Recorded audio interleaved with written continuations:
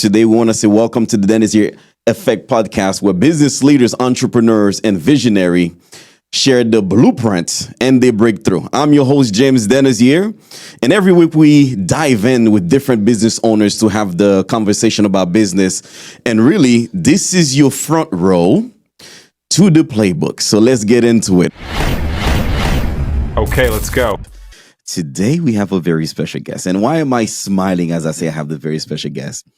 I'm going to give you a little backstory. So this guest came in a couple weeks ago, and we had a phenomenal interview. When I tell you that interview was top notch, we're so excited, cannot wait to bring it out to you until we find out there was no sound.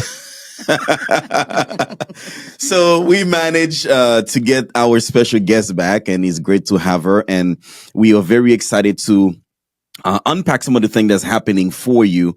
But as always, our goal is to bring you value. So this is your front row to the playbook. So today we have the one and only. Should I have her introduce herself? Have her introduce herself. Have her introduce herself. Okay. So today we have the one and only Miss Jeffers. So please introduce yourself and tell us a little bit about you. So I'm Tiffany Jeffers. I'm a community advocate and leader here in Osceola County. I run the Black Empowerment and Community Council. I'm a pastor and most recently a candidate for City Commission seat 4. I love it. I love it. Yeah. And I mean, before we even continue, who is this young lady next to you? Like, can you please introduce yourself? Well, who am I? Right? I am Shirley Chisholm Campbell. I am a realtor in the community, and I'm also an activist in the community. Glad to be here as always. Glad to have you. She's like the special friend and best friend, and also the friend that's going to put you on check. You know, so I want to say I really appreciate you, Shirley. You are someone that you're teaching me a lot, and you actually open my mind in certain ways that it's never opened before. So very thankful for this December 2025. I'm happy to have you in my life, my friend. And I'm happy you're in mine. Oh my God. Now we're going to start crying. We're going to start crying. The other day we had an event here. Just a little backstory. Oh my goodness. No. That event, listen, we had our brunch. And Natalie, which is our office coordinator, she put that together without me knowing. But there was something that had to happen that needed my approval. So she had to tell me. But anyway, the event happened. I'm so happy you brought your mom. Her mom came to celebrate with us. And she turned what? 81. She turned 81. Yeah. When I tell you she's full of life. And by the way, my favorite part, when your mom was dancing with Kenny. Oh, yeah. Yes. Oh, they were dancing. Yes. You got to go find that video. It's on Shirley's page. Go find it. But yeah, I had a great time on that event. I did too. You don't have me crying in that video, do you? No, that's I'll hold it as leverage. That never happens. You will never see that. Right? And it was just a special moment. Because, you know, when you have gratitude and you at that moment, to me, it just take all your life and put together in one moment. Yeah. She was just saying how thankful she was for her mom. And you could see the mom sitting across from her. She was froze. Like I know, right? Mom froze. She couldn't talk. Emotional. And you can see like Shirley was being extremely vulnerable. And to me, that was like one of the best moments I experienced. You know, because at the end of the day, what we have is true love. Yeah. It's true love. And I'm telling you, Connecting America is just like, I just love what's going on. Thank you, God, for Connecting America. Yes. But let's go back to Miss Jeffers. So, Miss Jeffers, tell us a little bit. I know you actually came here back in 2000. What year you moved? 2000. In 2000. No, to Kissimmee. 2020. 2020. So tell us a little bit about, for those who don't know you yet, so your background. I know you briefly introduced yourself, but really, who are you? Like, who are you? I'm the quiet storm. Oh, please tag that. I love that. Unpack that for us, please. I am the quiet storm, or Olivia Pope, as people call me. Um, I'm the one that, when people say it can't or it won't be done, I'm the one that's going to get it done. I'm a collaborator. I'm somebody that doesn't take no for an answer. I'm a problem solver. I'm someone that, you could probably, if I handed you my phone, you would see all like 25,000 messages like, I need housing, I need this, I need that. And it got to the point where I was like, okay, now I need to actually be at the table to help, with all of these situations.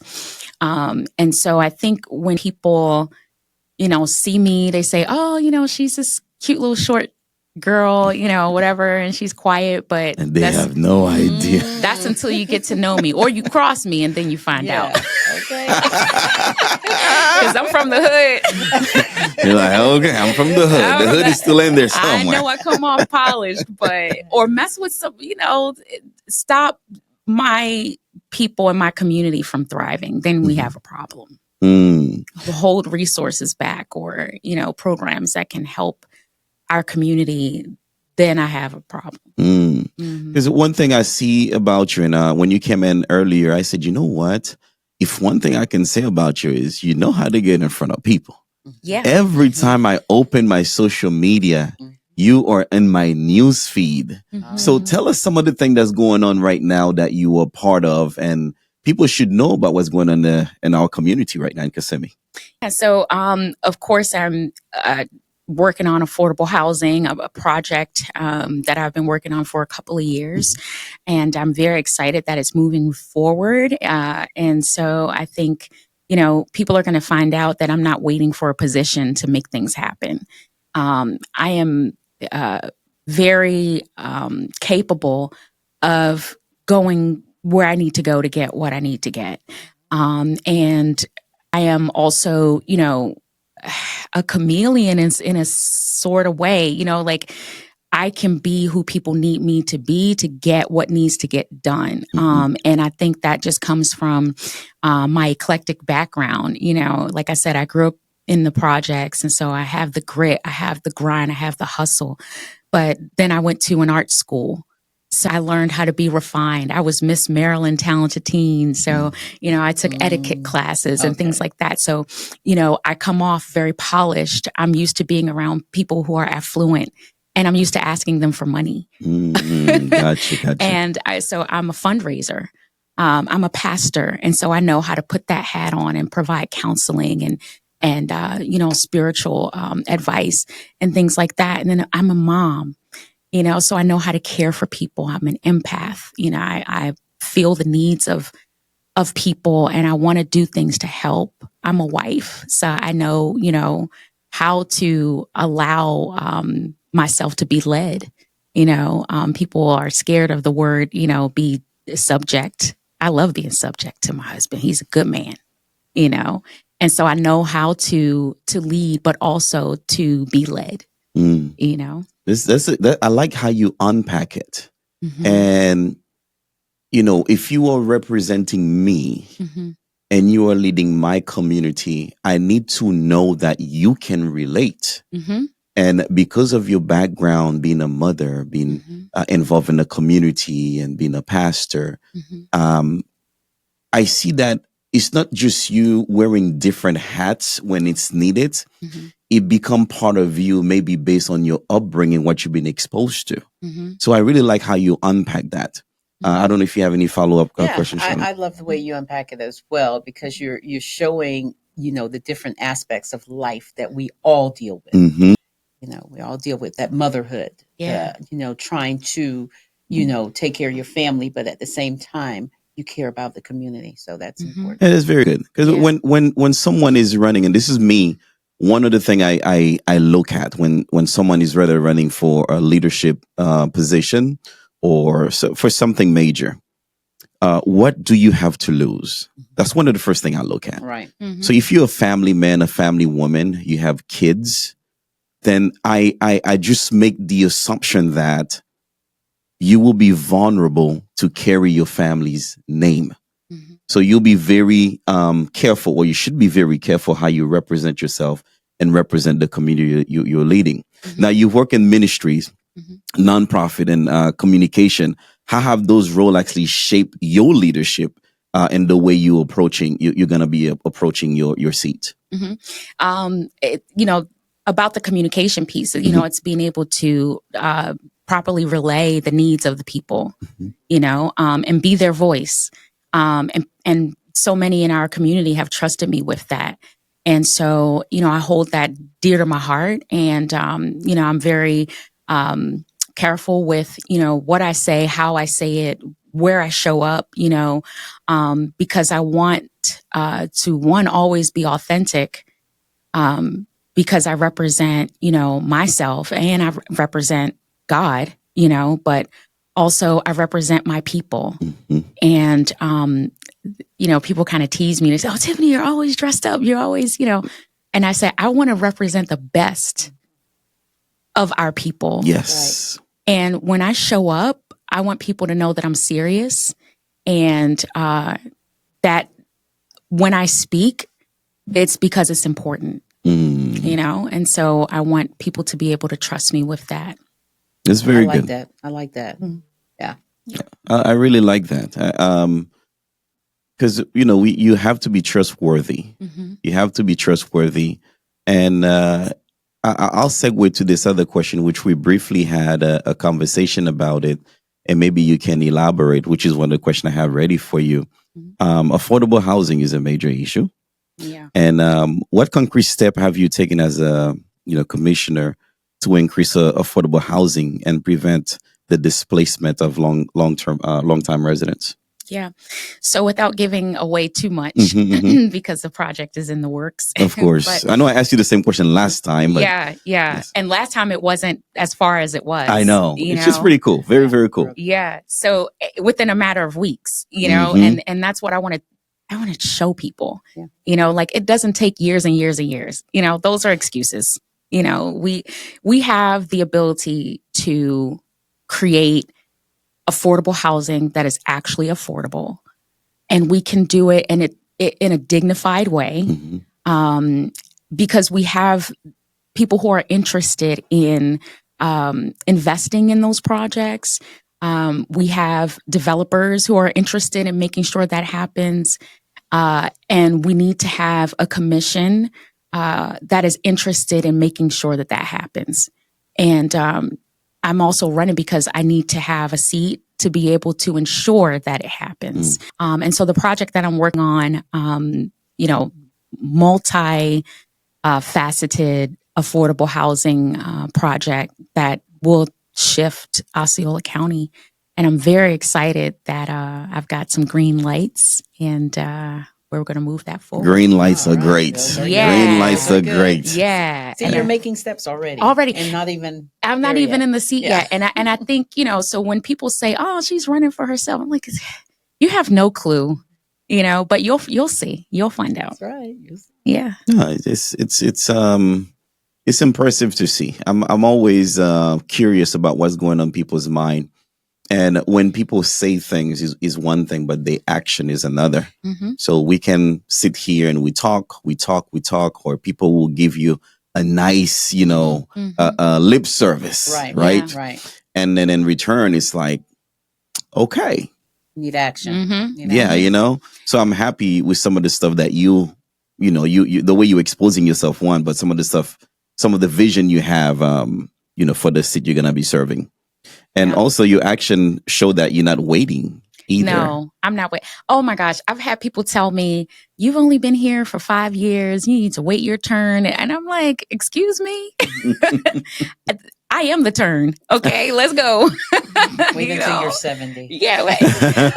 No, the time is now, and I just really also have this scripture in my mind that, God is saying, I gave you these talents, and when I came back to get them, you didn't grow it, and he says, "Depart from me, you wicked, wicked person." And that's the scariest thing for me. So my whole life is about multiplying the gifts that God has given me and doing it for his people.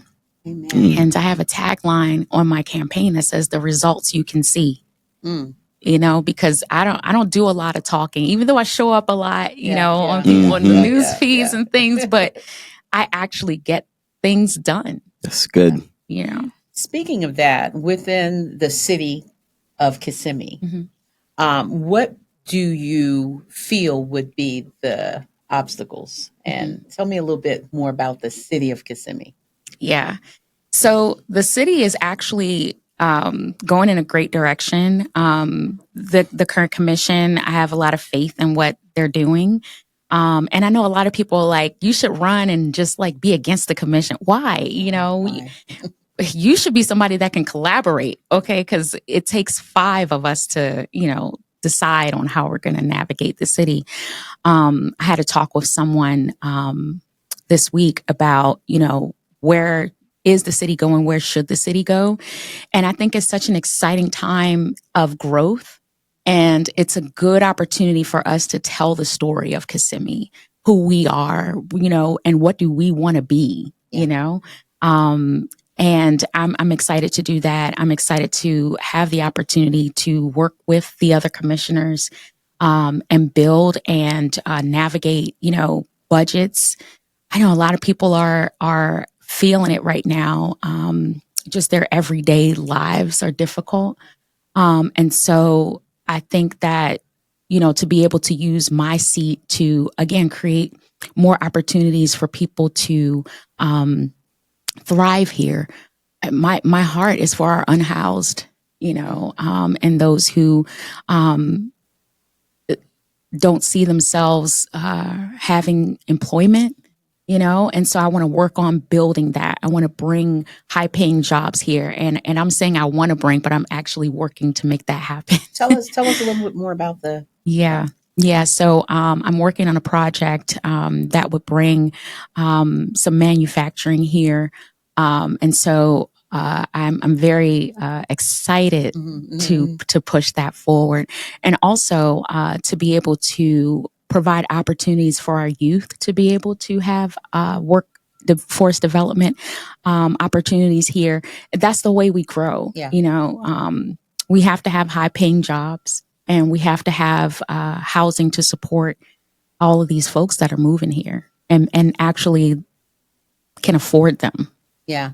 And that's what attracted me to you as well with the BEEC. So you're already here doing things for economic development. Yes. Can you tell us a little bit more about the BEEC as well? Yes. So Black Empowerment and Community Council, we are 3 years strong now. Yeah. And in those 3 years, we've done so much.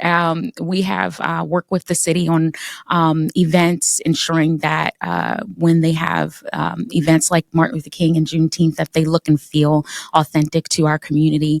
But also we've been able to get grants. The latest grant that we got from AARP, we used that to get a van to take into the city to deliver Meals on Wheels to seniors, and also to provide programming that trains workforce, employment and things like that. So it will be shared, but one of our community members asked us to help them with a project where they were training women to go back into the workforce and self-sufficiency and things like that. And so they were like, well, how can we do this? We need laptops. So, BECC was able to get 30 laptops to give to them to, be able to have those women be able to work from home as moms and be able to take care of their kiddos at home. So those kind of things that we do. But then, also we have networking opportunities where we share what's going on in the city and how we can address some things that are going on and try to break down the barriers of silos that happens a lot in this city. And so that's another thing I would love to work on is, pulling together some of these nonprofits that are doing some things on their own and empower them and give them the tools they need to be able to do the work in a collaborative way. I commend you. Thank you. Interesting. Collaboration. So many things can happen through collaboration. You don't have to compete all the time. Yeah. And there's something you mentioned I don't want to paraphrase what you say, is, but pretty much is, what outcome are we looking for? And when you were a visionary, and I say that as an illustration, as an example, if Dennerzier was to be governor, Governor Dennerzier, that has a ring to it, right? Dennerzier for governor. Dennerzier for governor. Yeah. No, I don't think I ever want to be that deep in politics. No. No. So you always start with the end in mind, right? What do you vision the end to be? Then you work yourself back. You go backwards and you make this happen. So when you look at that's just the illustration, right? I'm just giving it in a bigger scale, just to back up one of the things you said. When you look at Florida, right, or any states you are leading, is okay, where do we need to be strong at? And when you find out of where we need to be strong at, why do we need to be strong at there? Then from there, the approach would be middle school and high school, bringing trades. And I want to see your view on that as well when it comes to trade school. I'm a big advocate of trade school, because to me, if we're looking for more engineer, if we are looking for more mechanics, maybe mechanics that work on EV motors, because I mean, that's a new thing. I see during the development of a young child, of a young man, a young woman, this is when you expose them to that type of trade. So by the time they in the early 20s, they have a career, right? So you begin with the end in mind. So when it comes to that type of thinking,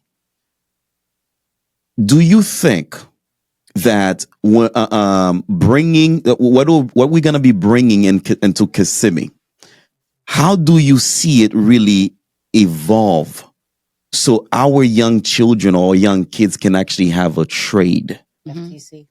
Yeah, that's exactly what I was going to say. I'm a huge champion of Florida Technical College. Love it. I'm a huge champion of OTech.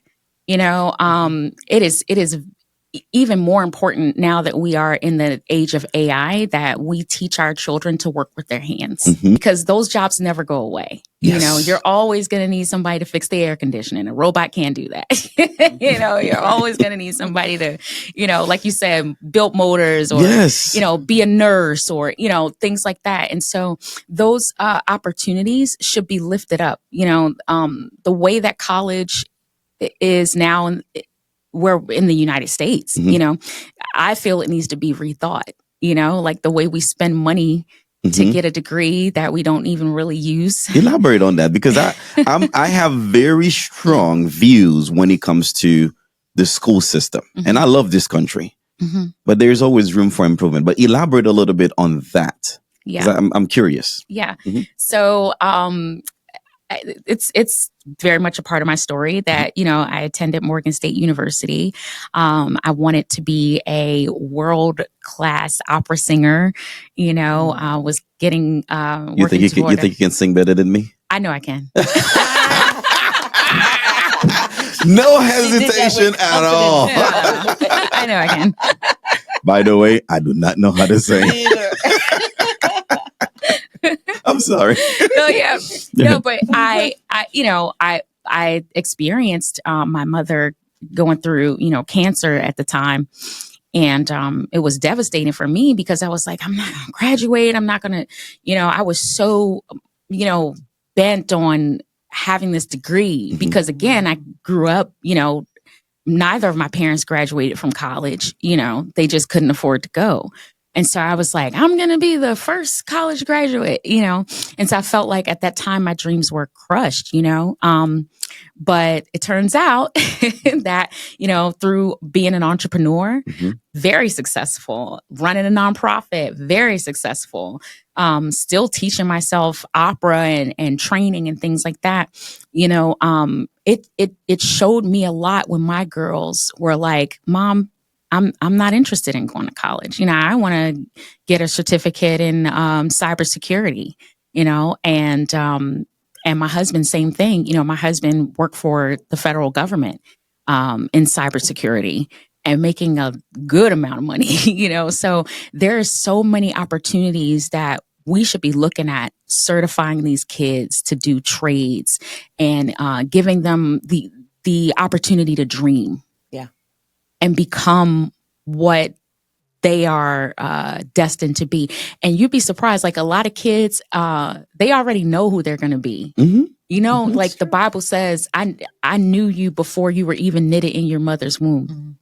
And, so when little kids say, oh, I want to be a veterinarian, oh, I want to do this, I want to be an astronaut, they're probably going to be that if they're allowed to grow in that way, so alternative options for education, I'm a champion of that. All right. That's pretty good. That's pretty good. But how do you view that, Miss Shirley? Like when it comes to the school system? Well, I'm definitely there with you with the school system. Those technical schools, they offer so many different opportunities for the youth who don't know what they want to do. Yeah. The ones who know what they want to do, but some of them don't know. Yeah. So once they enter into that technical school era, they're like, wait a minute, I could do this, I could do that. I could be a chef. I could, so many different things that we need. So I concur with you on that. Yeah.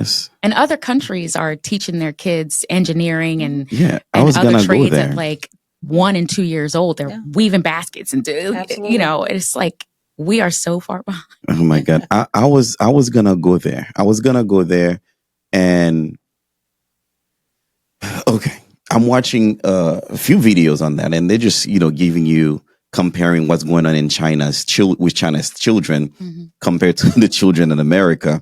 Like at a very young age, 4, 5, 6 years old, they doing hands-on stuff in school. Oh yeah. And this is where your child is really developing the skill, because now you're really programming the individual to, I guess, when I say what's the outcome, if that type of engineer, if that type of field is needed, now you have a 5-year-old actually practicing. Oh, yeah. Can you imagine when they turn 14, 15, 16 years old? You also mentioned creativity, and I was watching a podcast with Patrick Bet-David. Shout out to PBD. You know how much I love PBD. Yeah. And I had to pull out the study here when it comes to creativity level. There was a study that was done with, let me see if I can get the name here real quick. Dr. George Land. He's a NASA commissioner. So pretty much what commissioned researcher. So pretty much what they did, he studied a group of students when it comes to creativity. So the genius score, that's what they refer to it as. At age 5, that study showed 98% when it comes to creativity. 98? 98%. Now they study at age 10. You know what the drop was? It dropped to 30%. Wow. Oh, so it's best the 30%. At age 15, 12%. So the younger, the better. Yep. And when you become an adult in your age 30, it dropped to 2%. I believe That's why I was trying to figure out how the little kids, they're like babies, 2 years old, and they're on the iPad. They know how to do it. And they know how to navigate to get to the cartoon they want. And that's what I'm saying. Like, if you look at that study, what are we doing in our schools? Because school is taking away our creativity to be. We need more programs and opportunities. I'm also a big proponent of bringing in community-led organizations into schools to teach, what teachers can't teach.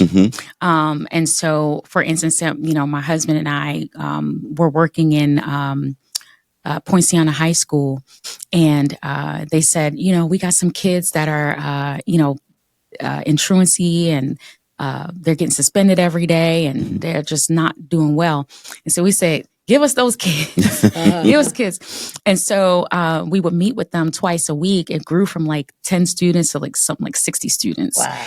Because all we were doing in that classroom was letting them dream and get their work done. But what do you want to be? Vision boarding and, pouring into them, telling them you're great, you're amazing, you can do this. And those kids became A students. They stopped being suspended. a lot of them went on to college.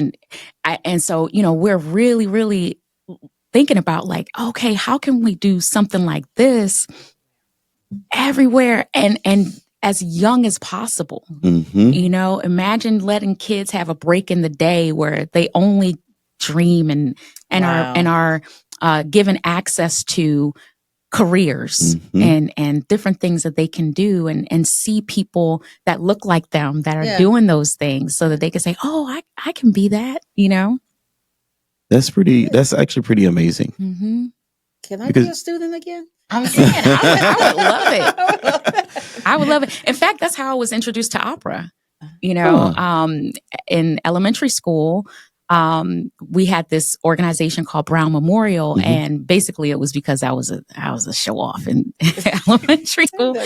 So I got put into this program, but actually I was I don't want to say a genius, very smart, and you could say you was a genius. That's okay. I picked up. And so when I was finished with my work, I would goof off. But they didn't have gifted and talented back then, but I probably would have benefited from that. But anyway, so I got put in there with all the rest of the kids that were troublemakers. And it was just that, a break in the day. And we would go to this church and we would do our work, but then they would bring in somebody to speak. And one day they brought this gorgeous woman in there in a gown and she sang like an angel. And I was like, whoa, this little kid from the projects, imagine what that, I'd never seen that before. Yeah. And she was like, and I'm an opera singer and I travel the world. And it was a Black woman. I was like, what? You travel the world, And so it stayed with me. I hadn't done anything with that until high school. And when I got to high school, I was like, I want to be a singer too. And so I was able to tour the world singing music. And that's because I got that. I was introduced to that. That's very amazing. Early. Now, is that what brought you to Florida? The singing? Because the weather brought me to Florida. The weather brought me to Florida.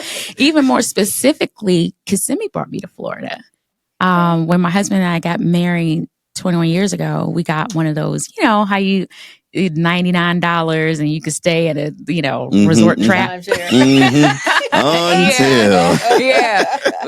we got that and we couldn't afford, a honeymoon. So we did that. And, we were staying at Westgate and my husband was like, let's just explore and look at and see what's around here. We ended up in Kissimmee and I was like, something about this feels good. He's like, man, if I could live here, I would live here.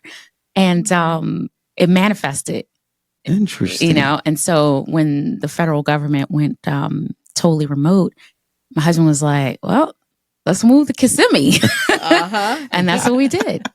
Really? So the seed has been planted like over, you said 21 years ago. 21 years ago. Yeah. And then here we are in 2020. We are today. Look at this. That's what I'm saying. You got to get exposed. It's just the seeds. Just plant all the seeds you can plant. I actually like that. I like that story. I really do.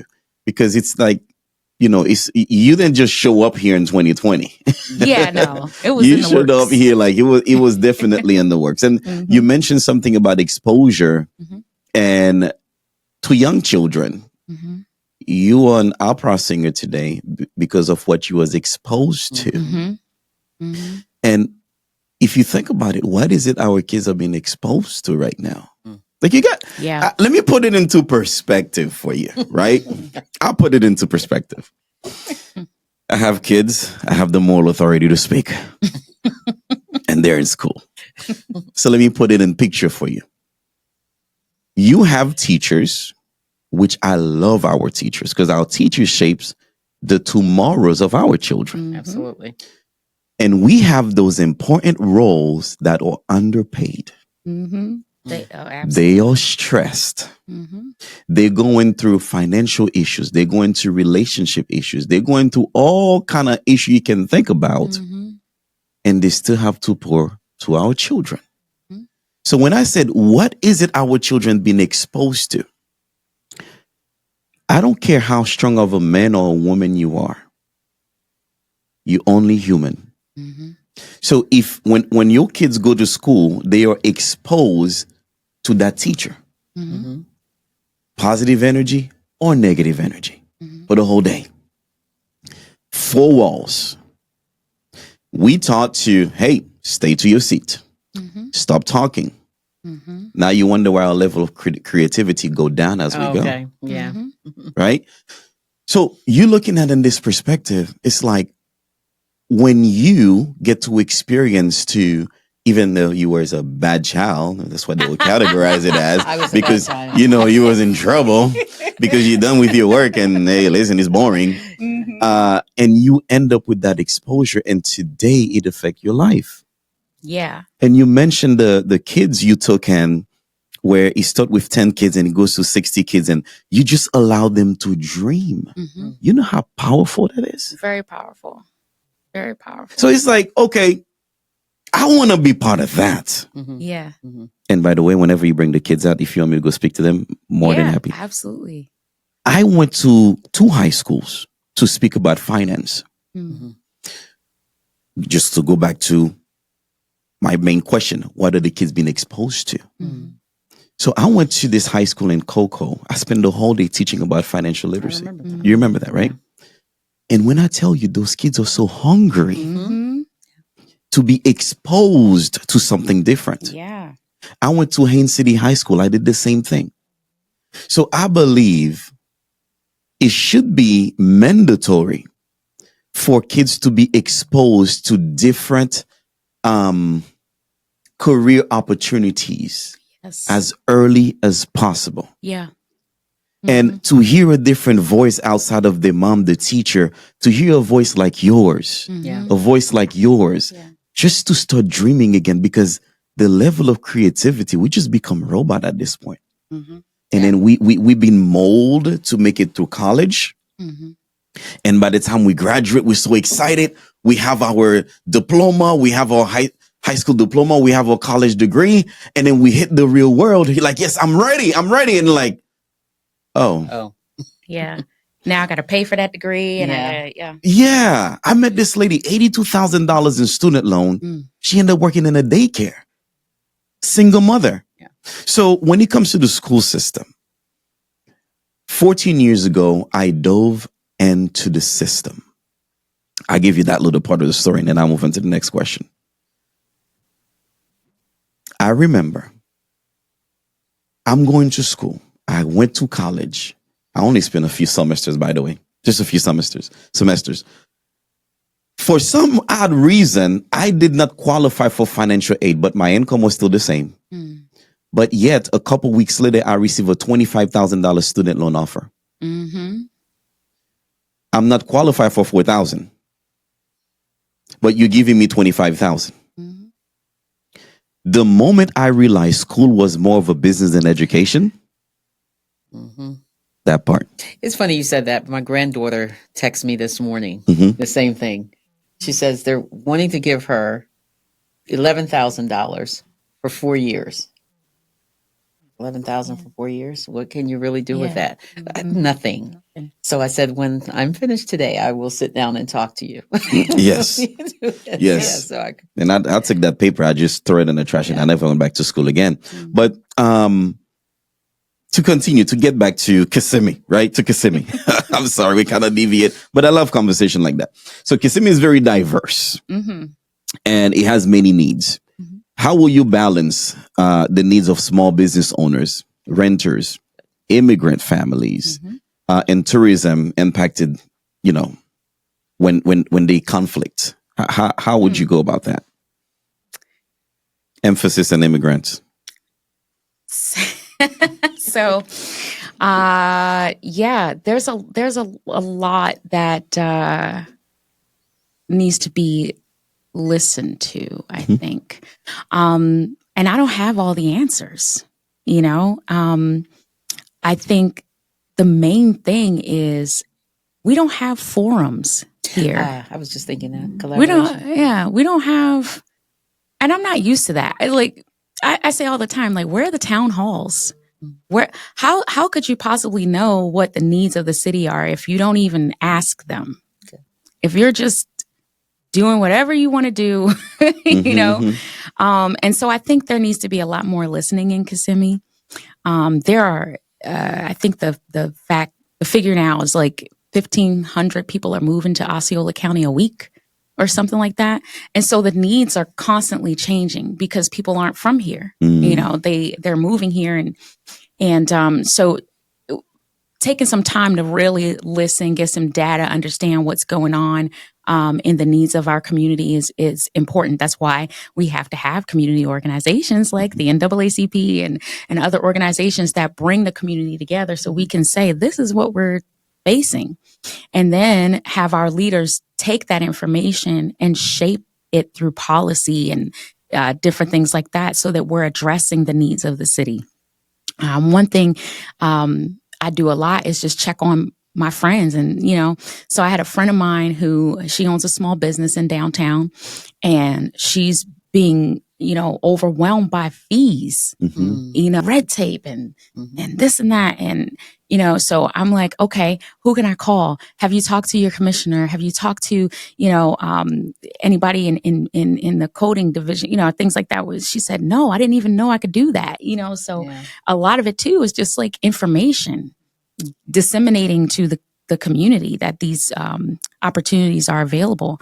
There was a grant that came out for small business, and I saw that a lot of people received that, but I was also a little bit checking, like, where were the small businesses that kind of look like me? Did they not get that information? And, you know, I'm also very careful because I don't want to knock the commission because I know they're doing good work and the best work that they can do. But I think more work needs to be done to ensure that, you know, more folks are getting the information out and understand that, you know, if you're struggling as a small business, the city does have opportunities to help you.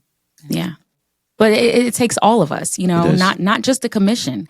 You know, we got to show up. We got to show up to, you know, meetings and workshops and things and get that information and disseminate that and, you know, use our social media to share what's going on in our city, what opportunities there are. Yeah.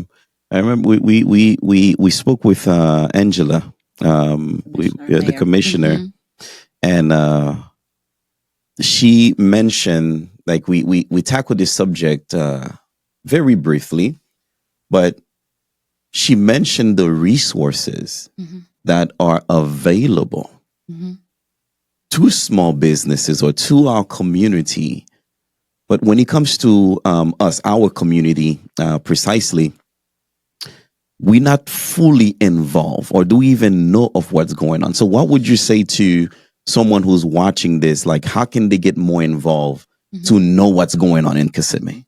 Well, you can follow, you know, the city website and their social medias. I'm seeing them doing an even better job of communicating what's out there. And then, you know, get knitted in the city, you know, come out the house. Attend events and so forth. Come out, you know, attend events, meet people, you know, talk to people that don't look like you know, talk to people that don't think like you know. But there's a lot going on in the city, a lot of good stuff. And it's just a matter of, you know, getting close to that information. And I'm asking that question with one person in mind. Me. Okay. You know, me. It's like, if I did not meet Shirley, that's why I'm so thankful that we met. If I did not meet Shirley to a point where she started sending me events or help me to get more involved. So, but not everybody have a Shirley, you know, in their life. As I'm blessed, because she'll pull my ear. Hey, you're not going to this event? Hey, you need to be there. I'll meet you there. That's how she sounds. Like, sometimes she order me to do things. That's good. Which is very good. Which is very good. But a quick transition. If you had to say one thing or a couple of things you really love, like truly love and appreciate about the city of Kissimmee, what are these things? I love that the diversity, number one. You know, it's amazing and incredible to feel that. You know, there's an energy in the city that it just, to me, it feels like home. You know, it is my home, you know, but it's just the people here and I know a lot of people are like, they have issues with the city, but there's a lot of great people here who want to do amazing things. And I love that. I love the downtown. I love the downtown. It reminds me of Baltimore a little bit because, I grew up with a waterfront city. And so that's another big opportunity for potential, for the future of Kissimmee. I was talking with somebody about how we can uplift the downtown and use the downtown to get tourists in. And there's so much, there's so many natural resources too, like Shingle Creek and things like that we could really elevate to help drive tourism. But I just really love, the people here. I really do. Have you started working with any of the city council? Because we got like new projects that are coming in with the Civic Center, going down new hotel. And, yeah. I'm waiting to see. I actually love that direction. I think it's needed. I think as this Kissimmee is developing into a new type of city, but I'm from Baltimore, so I'm let's bring the big boys here, we need that. That's why I'm saying this is such a great time to really be who we want to be, and not so much that, and a lot of people are like, this is a cow town and things like that.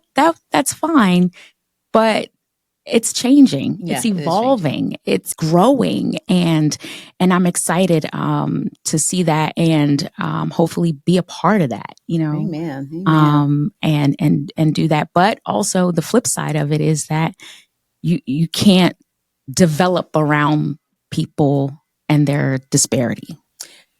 That was the next question. Speaking of that, the district, your seat will be seat number 4. Where does that line? Where's the line for seat 4? And what is the line for the city of Kissimmee? Because we just did a redistricting, correct? So where does that line? Yeah, so it's really downtown and the outskirts of Kissimmee. And a lot of people are like, "Can I vote for you?" And I'm like, where do you live? I want your vote, but it depends on where you live. I live in Kissimmee, and there's you can put your address in to see if you're within the city limits. And I'm like, no, you're in unincorporated Kissimmee, So I was talking to somebody and I was like, well, what color are your trash cans? That's how I can tell if you can vote for me. You got brown trash cans, you can vote. That's actually funny. Yeah, but seat 4 really doesn't mean that you serve a particular neighborhood. The commission governs together. Okay. So it would be, the city of Kissimmee and the outskirts, and then there's Kissimmee that's under Osceola County. I wouldn't have jurisdiction over that. But okay, so for the voters out there that want to vote for you, where do they need to be within the city of Kissimmee? Yeah. So I don't want to answer that off the top of my head, okay. But the easiest way for them to understand that is to go on the city website and look at the GIS, put your address in there, and make sure that you're within the city limits. Yeah. Okay. One thing when I first got this office, it's this road is it Main Street? Main Street. Main Street. When you're coming down Main Street before you turn into Monument to come to this building, is it? Yes. One thing I notice every single holiday, and I talked to my wife about that as well. The town, that part of town looks so nice because of the lights, and they make it look so nice. I'm like, what if we just keep that year round? And that's a good question for her, because as city commission, Kissimmee Main Street, you have a collaboration with them, correct? Yes, I love Kissimmee Main Street. They need more money. They need more money because they really have the ability to highlight the businesses in downtown, the events that are happening in downtown. And, as a commissioner, we can, allocate more of a budget to help elevate that downtown. I know the mayor loves the lights. Mhm. I love the lights. I'm a fan of that. A lot of cities have lights up all year long, like you said, Winter Park and some other places. And I think it just brings like I don't know. I feel like I'm in a Hallmark movie or something, and I think That's that true. would be so dope to have that in downtown. That'd be nice. Yeah. Keep the lights. Keep the lights. Keep Good the more lights money. up. Right? Yeah. Any follow-up you have on that, Shirley? We are delighted that you are here with us today. Thank you. I am excited about what your future brings. Thank you. Keep pushing. Yeah. Absolutely. that. Absolutely. And I like your personality. I like what you stand for. You are a visionary. So you're not waiting for permission. You're creating, whatever needs to be done. You making it happen, which I love about your ways. Mhm. And one of the question I have before we go, Mhm. right? And I ask that a lot to different people. Earlier, I had a conversation with you, and I get these aspects straight from PBD. Some people drive by madness. Some people drive by legacy. Some people are driven by status. Some people are driven to prove a point. When it comes to you, Mhm. who or what is it you want people to remember you for? Change. Oh man, the moment we say change, I think of Tupac. You know that saying? I thought of Obama. Things will Mama. never be the same. Right? Yeah. Uh-huh. Change. Yeah. Change for good. Yeah. Change for good. Okay, you might elaborate a little bit on that. Yeah. So I love to come in and see how we can do things better. Mm-hmm. You can always do things better. I think when people say, no, we're great, everything's great, there's a problem with that. You should always be evolving and changing and learning and Like that. developing, and so I'm driven by that. I'm driven by how can I make things better anywhere I am, and a lot of that involves change. Maybe it's me. Maybe I need to change my thinking and the way that I do things. Or maybe I need to help change someone else's perspective, or provide opportunities that will help people to be able to change their outlook, their way of life. And, I know I can't do it all as a city commissioner, but what I can do, I will absolutely do. And what I can't do, I will partner with people to do, because people are saying, a commissioner can't help me with my groceries. No, but perhaps we can bring in a partner who can do a food drive in our neighborhood and make sure that you have groceries, and so that's what I'm driven by. I like that. Anytime someone have a vision, and any visionary would know that there is always room for improvement. Nothing is always perfect. There are ways we can tweak what already exists. And the people who come in to make a difference in the world are those who actually suffer the most sometimes, right? But there is something Steve Jobs said. I wonder if it's in my wall here. Steve Jobs. Where's Steve Jobs? He's up there, right there. There you go. The ones who are crazy enough to think that they can change the world are the one who do. I didn't even know that. I'm going to change the world. I mean, obviously. Well, he started with one step. One step. He started with one step, and because it's a domino effect from that. Yeah. You take that one step to change the world, and it may not even be with the intention to change the world. It may just be what technology I can apply to this to make it better, and all of a sudden, a lot come from that. Yeah. So I want to say thank you for being a visionary. And submit to your vision as a woman of God. You are a wife, you are a mother, and a leader.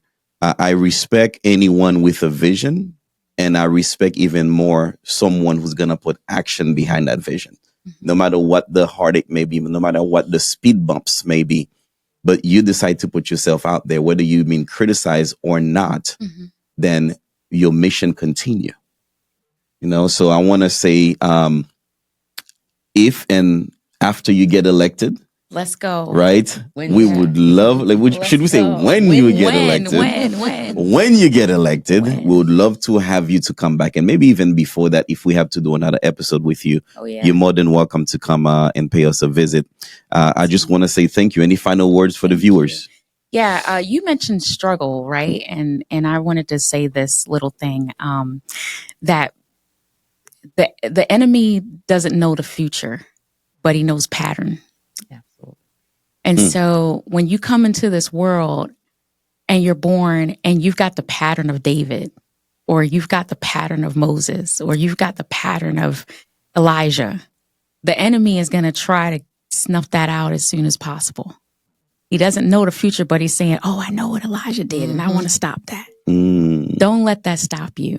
Keep going, keep being who God created you to be, and don't be ashamed of that. It took me a long time to, really know that I'm called and I am chosen, and I'm chosen to do, to bring change.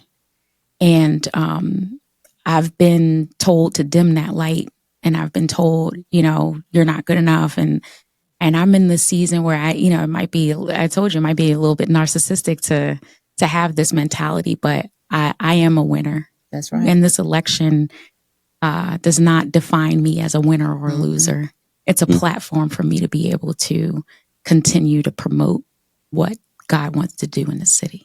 Amen. Let that light shine. Let your light so shine. Any final word for you, Shirley, before we go? It's been wonderful. It's been a great opportunity to sit and talk with you, to know who Tiffany Jeffers is.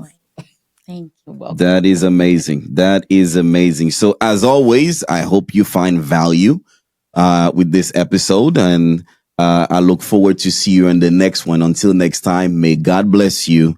May God bless your family, and may God bless this beautiful country we call America. Bye-bye, everyone.